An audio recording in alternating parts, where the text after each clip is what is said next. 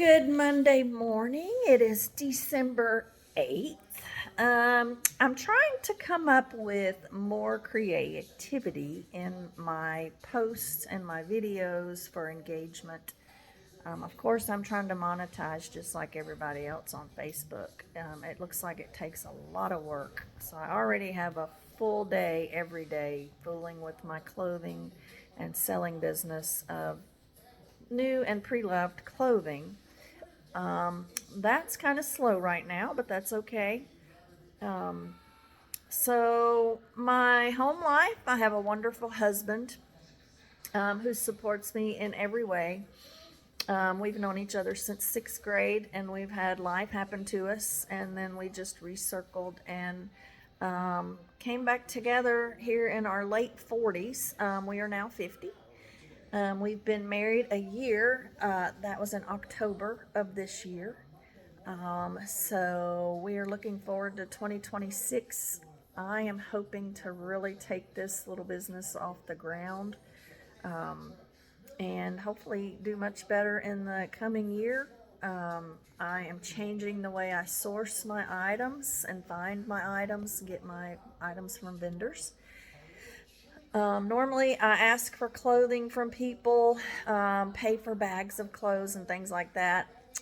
Sometimes I didn't know what I was getting. I just offer them 20, 25 bucks for a bag of clothes, and then I would end up with stained t-shirts or clothes with holes and, things like that. So, I've started looking through the clothing if they want to give it to me. And once I go through it, then I offer them a price. So that's working out pretty good. But I also go out, you gotta hustle. I haven't been to a Ben's yet, but I want to go do a Goodwill Ben's. Wear gloves, they say, or I have seen.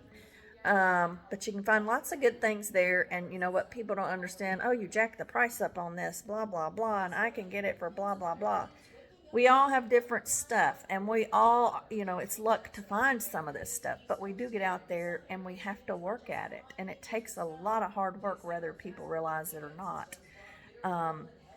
But that is part of the reselling or selling business. I just call it a small business because even Best Buy is a reseller. Anybody that sells anything, big box, small box, yard sale, doesn't matter what it is, you're a reseller. I think that is a stigmatized name, and I think that I want a movement started to change that. Let's call ourselves small business owners because that's what we are. We're all businesses. If we're in the selling, capitalism to make a buck, that's that. Stay golden. I'll introduce you to one of my little family members. His name is Bruno. When I say I have a pet-free home, he stays on the ground. His hair is not floating through the air because it's very dense and heavy. So I feel like I have a pet-free home because he doesn't cause any issues. He's clean. He stays, out of my way. But if you do have a pet allergy of some sort, I'm glad to wash these clothes again, pack them up and seal them, which most of my clothes are packed and sealed, so you don't have to worry about that. I have a 5.0 star rating across eBay. It's 100%. My Poshmark, I've sold over 1,000 items. I'm at a 5.0 there. Both same day or one day shipping. On Whatnot, I've sold close to 1,000 items. I have a 5.0 rating with a same day or one day shipping. So you can check me out on any of those platforms. eBay is BEARNBUTTERFLY 74. At Poshmark, it is BEARNBUTTERFLY. And on my YouTube, it's the same. That's where I post this content. And Facebook. Facebook is also under the same name. So the eBay is the only one with the number ending on it. Other than that, you can catch me. Ask me questions because I love to share my knowledge. I want to share part of my life because I don't want this to just be about small business and selling stuff all the time. I'm trying to get more creative there. I've worked in factories on and off most of my life. I've been a server. I've been a bartender. I've done landscaping. A big part of my factory life was I was a welder. I MIG welded, I TIG welded, and I brazed with a gas blowtorch. So I was in the air conditioning, made Trane air conditioners for 11 years. That was a fun job, but I wanted more out of my life. I then pursued real estate, so I done real estate for 4 years after that. The bubble kind of burst on that, and things in life happened, so I had to go back to something where because I was still green in the real estate business and I was a single mom at the time, I had to find something else. So I went into the cell phone business and sold Cricket cell phones, done some little repairs, helped customers, so I got on the customer service side of things. Then I ended up back in a machine shop where I learned how to program and run CNC machines, and I made automotive parts. Done some engineering. I ended up in the quality lab as a quality manager, so I learned a whole lot about that side of it. And for a person that didn't like math, it made me appreciate it because I learned actually how to use it. The algebra side of it that I did not want nothing to do with.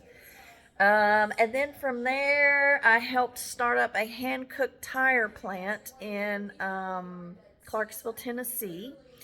I was gonna stay and be one of the head Korean managers there wanted me to stay. He wanted to make me what was called a local master, but I did not stay. I wanted to move on because for me the work it was 12-hour nights. It was grueling, but kind of rewarding. Went on to a furnace where it was an aluminum plant that made covers. I can't think of the name of them, but covers for your engines and things like that. Memory loss here. And then I made cross-car beams also for BMW and Mercedes. I was in the quality part of that. And those were magnesium. So I worked in the plant and it was aluminum first, and then they brought in magnesium, which is super dangerous. I think the place is closed now, so it didn't last but a couple of years. There was a fire every night. Really interesting. You would have to look up magnesium plants to know what I mean. And then I went into on the retail side of automotive, which is in a car dealership in 2020. Very green, didn't know nothing about service writing or anything like that, but I started in Nashville with Toyota, and I was a service advisor. If you don't want to go to college, which I've done that too, but you want to make good money, get into a car dealership. Be on the service side of it. There is really good money there. That's where I just about broke six figures for the first time ever in my life. And now my husband works in an automotive dealership. He's a fixed ops director, so he's good, excellent at what he does. So if you guys need a service director, we're always looking opportunity. He is absolutely wonderful at his job. If these dealerships would give us the opportunity to stay long enough to show you what we could do, you would find out and you would be greatly rewarded for that. But most of these dealerships, the last couple years we've worked at, they want it done overnight. It don't work like that. Step into reality, okay? And I'm at home now and doing this full-time reseller business. So that's just a little bit of my life. I'm going to introduce you to Bruno now. He's snoozing, but I'm going to introduce you to him. Let me flip my camera. Hey, Bruno! Look at the puppy! So this is little handsome Bruno here. You want some Caesar? Do you want to say Caesar? Is you hungry? So it's his breakfast time, and I have sorry, bud. I have a What Not show to do here in just a little bit. It's 9:10 a.m. Eastern time right now, December 8th, and I've got about an hour, so I've got to feed my puppy dog and finish prepping for that. I will be posting more videos on like my setup and things like that. But yes, y'all have a great day.